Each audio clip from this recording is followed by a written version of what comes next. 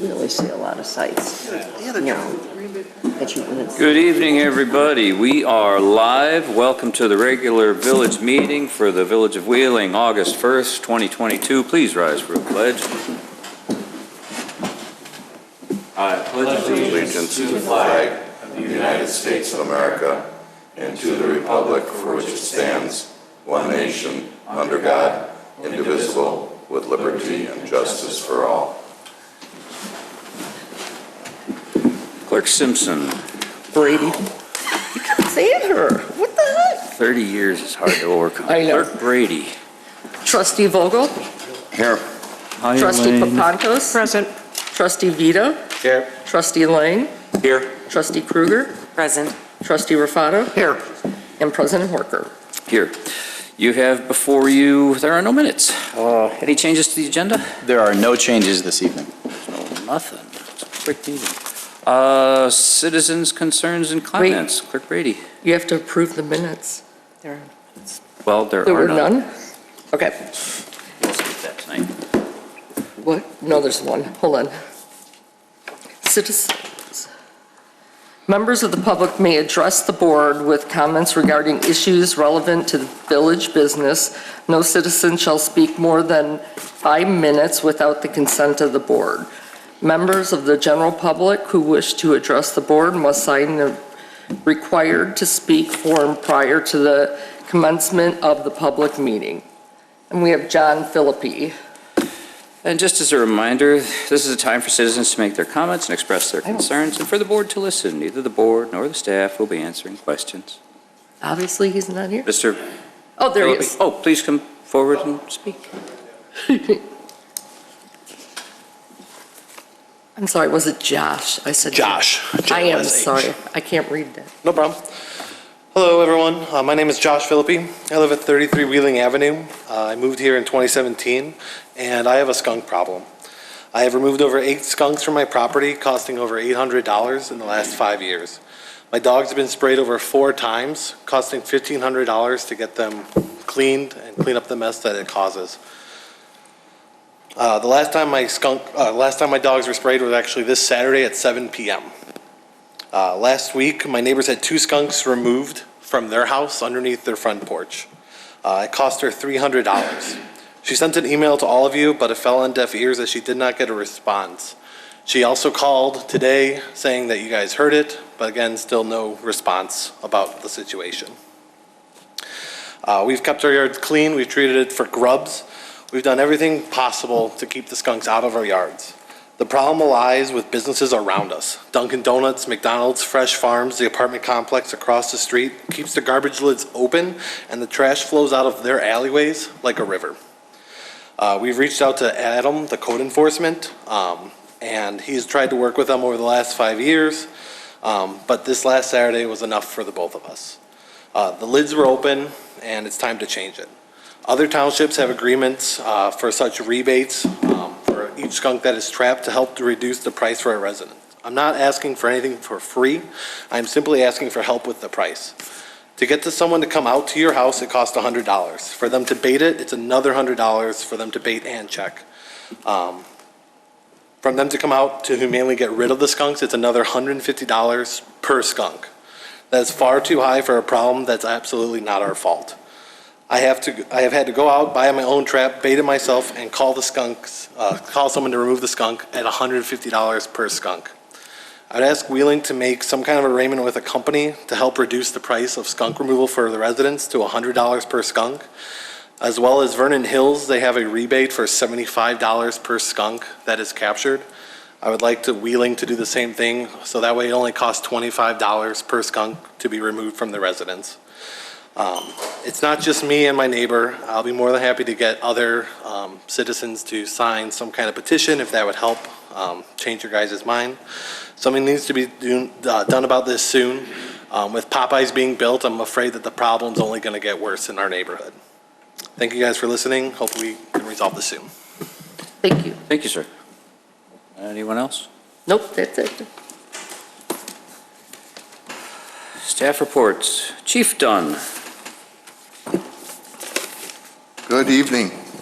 The Wheeling Police Department is partnering with the Wheeling Park District and will be hosting a National Night Out celebration tomorrow evening at the Wheeling Park District from 5:30 to 8:30 p.m.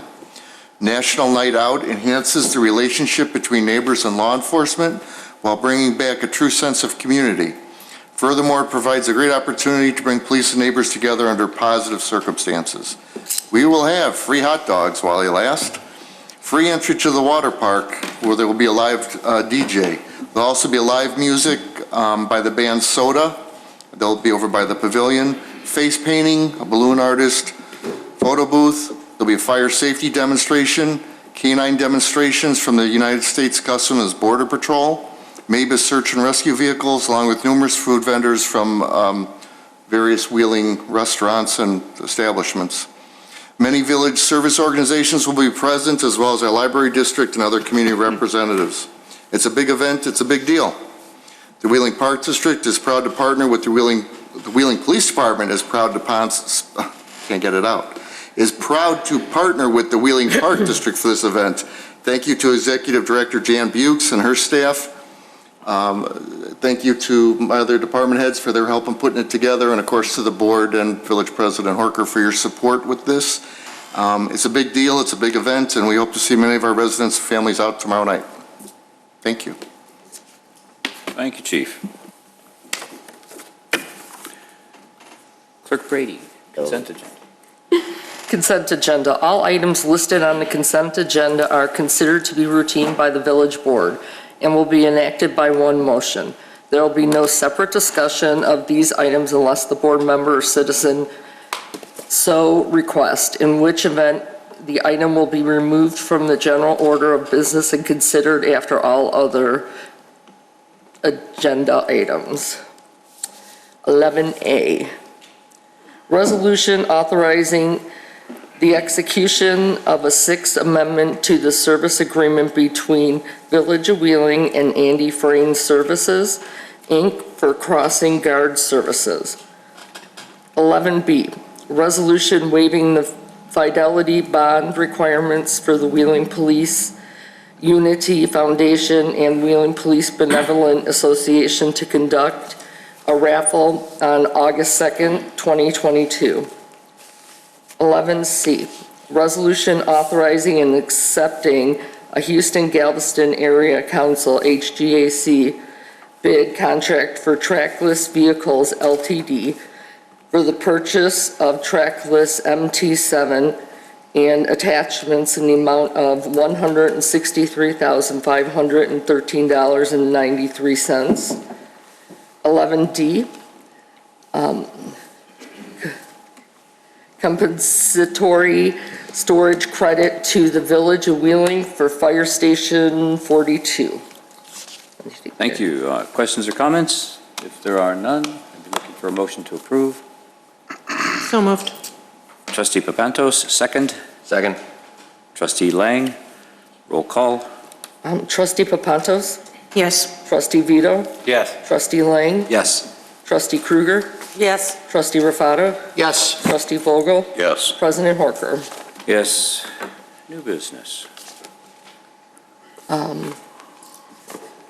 13A is the presentation regarding fiscal year 2021 annual compensation financial report and audit process by Sikich LLC. Thank you. Mr. Smith, Thank you, Mr. what President. do we got? As the agenda indicates, Brian Lefevre, a partner from the village's auditing firm, Sikich LLP, is here to speak with us tonight about the fiscal year 21 audit process. Before I hand it over to Brian, I was just going to give a quick, brief background on fiscal year 21 and the village's general fund.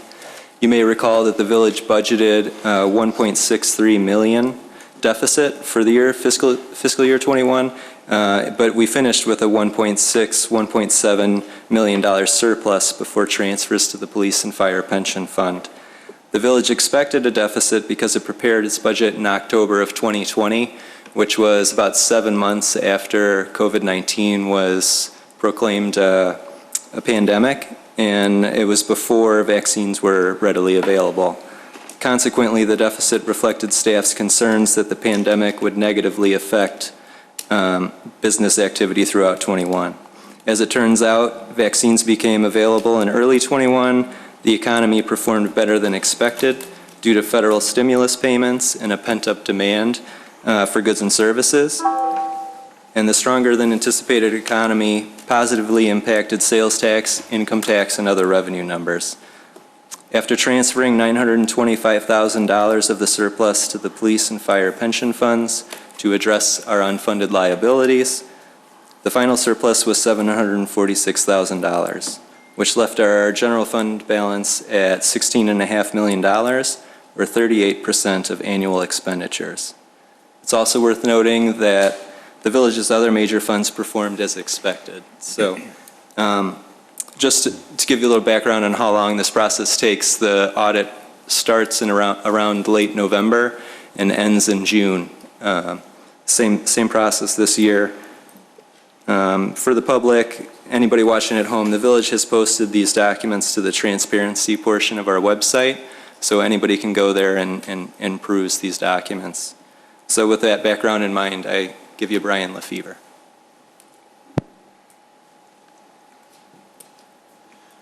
Thank you very much, Brian. Good evening. And on behalf of Sikich, I'd like to thank the President and the members of the board for inviting us to present the report resulting from the audit of the village's financial statements for your year ended December 31st, 2021. This resulted in the annual comprehensive financial report that Brian indicated is posted on your website. The process does take a period of time and includes inputs from all departments and you, the village board, which helps us focus on the audit procedures covering the areas of highest risk. There's 3 sections within the report: an introductory, a financial, and statistical section. The financial section is what's required under Illinois compiled statutes for an audit of the village. What makes it a comprehensive report is that introductory section and the statistical section. The statistical section has a number of 10-year trends, lots of good information related to fund balances over the years, property tax rates, comparing the village to other local governments as well. Encourage you to read through that. Just a couple highlights from the report. In the introductory section, Roman numeral 4, the award that the village received for its 2020 report comes from the Government Finance Officers Association. It's the Certificate of Achievement for Excellence in Financial Reporting, the highest level of financial reporting within the local government industry, and the 41st consecutive year that the village has received this award. So you should all be commended for this. The financial section, the beginning of the financial section is where we've given our opinion on the financial statements, which is what you engage your auditor to do. In order for us to give an opinion, we're required to follow 2 sets of standards. One are the financial reporting standards that come from the AICPA, the American Institute for Certified Public Accountants. And those standards tell us the types of procedures we need to perform when we're conducting our audit. The second set of standards are the financial reporting standards that come from the Governmental Accounting Standards Board, or GASB. GASB sets the rules for financial statement presentation for local governments such as the village. Once we follow those 2 sets of standards, we can then issue an opinion on the financial statements. We're pleased to present what's referred to as an unmodified opinion, otherwise known as a clean audit opinion. And what that means is that the financial statements are presented fairly in accordance with generally accepted accounting principles, free of material misstatement. And this is the highest level of opinion that you can receive on your financial statements. So more good news there. In addition, there's also a separate compliance audit with your TIF districts, and we had issued an unmodified opinion there as well for compliance with laws and regulations as it relates to your TIF districts. There's reference towards the end of the audit opinion to government auditing standards. There's layers of different rules that you have to follow. When you expend more than $750,000 in federal dollars, you're required to have a federal single audit. This year you had less than $750,000 expended, because it's based on when you spend those dollars. You did, however, have more than $500,000 in state and federal funds combined, and so therefore you're required to have a audit done in accordance with government auditing standards. That was also a unmodified opinion, and that's on your compliance with laws and regulations that could have a material impact on your financial statements. So more good news there. And then finally, the last thing I would point out to you is there's a document called the Management's Discussion and Analysis. This is the executive summary of the report. It's written by the village. We review it to make sure it's consistent with the GASB standards and the financial statements. But it's the one place in the report you get to give an explanation of your own financial statements. Think of it as the summary of a beginning of an annual report. That's the document we want to look to see kind of an overview of the financials for the year. It's also a good document that you can refer your constituents to should they have any questions about the financial position of the village. In conclusion, the audit went smoothly and completed on a timely basis. We received all the information that we needed to complete the report. Hard work was put in by the village staff, very professional, and working with our Sikich team. Those are the highlights of the report. I'd be happy to answer any questions that you may have. No questions? We're good. Thank you very much. Thank you. Enjoy working with the village. Thank you, sir.